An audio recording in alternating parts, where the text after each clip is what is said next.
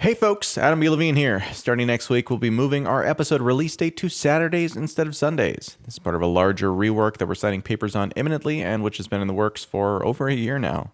So next week, we'll be back with a new episode on Taproot Revisited, but this time I'm pleased to present the second correspondent segment from my good friend George Franklin. And don't worry, this one isn't about baseball. Thanks for listening.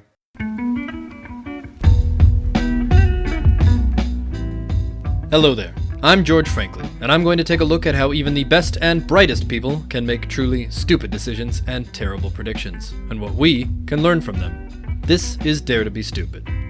This time on Dare to be Stupid, samples, survivors, and selections, or how honest numbers learn to lie. Last time I told you about an insular corporate culture that was closed off to new ideas. That's right, The Simpsons post-2000. But after that I talked about baseball for a few minutes. Major League Baseball had entered a vicious cycle. Back office roles were hired, promoted, and trained from within to the point that old bad habits would ossify into traditional wisdom. An entire corporate culture had learned to look at ostensibly real events and real numbers and draw totally unreal conclusions. So, I ask you, how is an elderly baseball talent scout just like a bullet-riddled World War II era B-29 bomber? Stop me if you've heard this one, or don't, I'm pre-recorded.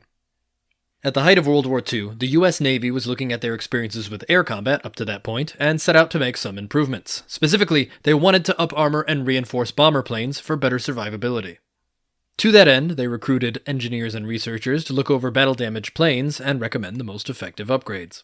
As the possible legend goes, the answer was cut and dry. All of the damaged planes they had to examine had clear issues in common. A few very particular areas of the wings and very specific sections of the fuselage had come back absolutely perforated by bullets on every plane. And the rest of the plane's bodies were only sparsely hit, if at all. On all of the planes they looked at, these were the key areas where shots were repeatedly landing.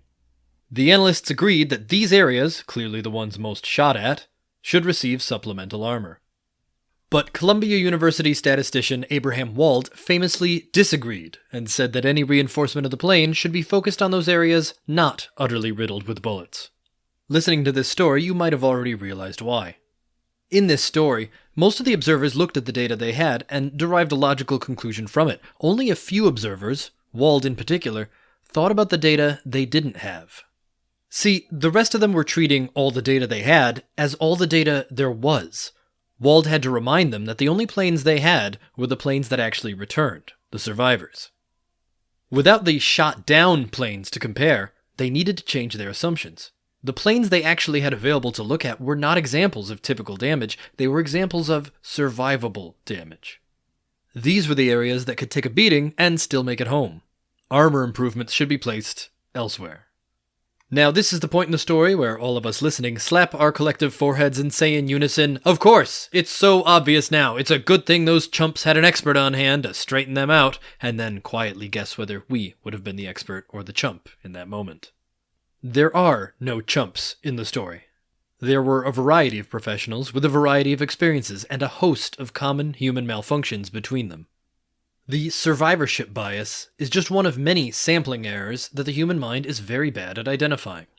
Major League Baseball had this blind spot for years. Hundreds of thousands of people dream of making it in the big leagues, and precious few actually do. Those few survivors would become scouts and managers and make predictions based on their own experiences, the experiences of the lowest probability outliers in the business. When survivors are the exception, you don't use them to define the rules. Selection and sampling errors occur when we assume the data we have fairly represents all of the data there is. Data there is? You know what, moving on. When you gather data from survivors, you're not gathering representative data. It sounds obvious, but our minds struggle with it. Our brains don't just jump to conclusions, they create entire narratives before we've even put real conscious thought into the problem. We see only what's right in front of us, and our brains take off and run with it. It isn't just survivorship that does this. Sampling errors are a massive black hole in our judgment, even when we are given complete data. Take an example made famous in Daniel Kahneman's seminal book, Thinking Fast and Slow. You are given an enormous set of all medical statistics for every county in the United States, and you find that the lowest rates of kidney cancer tend to occur in extremely rural, sparsely populated, and traditionally Republican-leaning counties.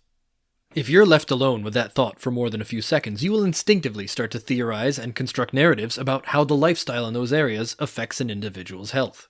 Perhaps they're more active, better hydrated, less cell phone radiation, less chemtrails, less run-ins with reptilian humanoids, the list goes on. But now couple that with a second observation from the same data. The counties with, instead, the highest rates of kidney cancer are predominantly rural, sparsely populated, and traditionally Republican-leaning. That is indeed a conclusion from the same set of data, and for many people it sounds like nonsense. They were just told that those counties had low rates of cancer. But were they told that? Were you? You were told that the lowest rates in the country happened in rural counties. The highest rates in the country also happen in rural counties, but not the same counties. Urban counties trend towards the median rate. None of these points contradict. The actual revelation to take away from this data isn't something about the paradoxes of country living. The real statistic here is that rural areas, being sparsely populated, have more extreme averages, thanks to the higher weight placed on their fewer samples.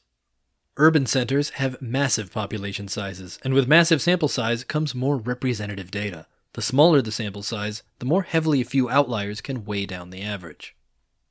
These two statistics were a non-reveal, with nothing more to prove than rural areas are less populated. But without context, our minds build stories around these numbers and transform them into dangerously believable quote-unquote facts. We're so sure that numbers can't lie that we forget they can omit. We're so sure that numbers can't lie that we forget humans can lie and will lie to ourselves. True numbers will tell us plenty of lies if we're quick to chase down answers. When you're faced with new numbers, look for new questions. Ask about what you aren't seeing. Don't assume enemy fighters are shooting at a particular spot. Instead, ask why they're missing the rest. Don't just look at the highest rates of disease, look for the lowest rates and see where those numbers take you. A number is not a statistic. Statistics are their context. Statistics need to be upfront about where they came from, who they sampled, and who did the work. A statistic without context is just a number with delusions of grandeur. It'll tell you whatever you want to hear if you're willing to listen. Thanks for listening. As always, I'd like to remind you that nearly all of my illustrious job titles come with the prefix armchair. If you're an expert and you're hearing me get something wrong, I'd like to hear from you. And if you have feedback for George, you can leave us a message at speakingofbitcoin.show. You can leave us a voice message over there. Somebody did the other day, and we'll be talking about it on an episode soon. Or you can send me an email at adam@speakingofbitcoin.show, and I will get it to George. Until next week, thanks for listening.